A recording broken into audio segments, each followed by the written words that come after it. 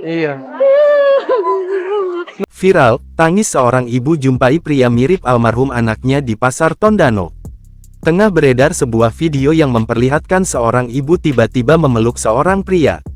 Ibu itu tampak menangis sembari memeluk erat pria berbaju merah muda itu. Iya. Kenapa dia sempat keluar kasihan?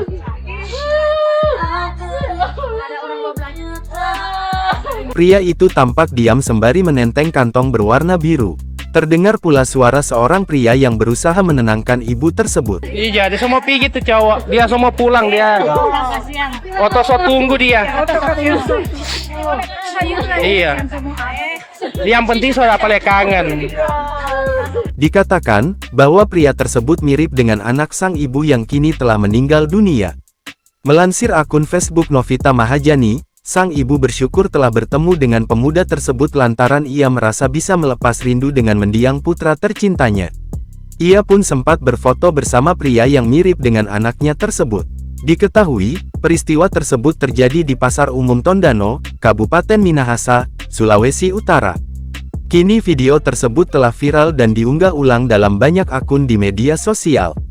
Banyak warganet yang kemudian merasa simpati kepada sang ibu.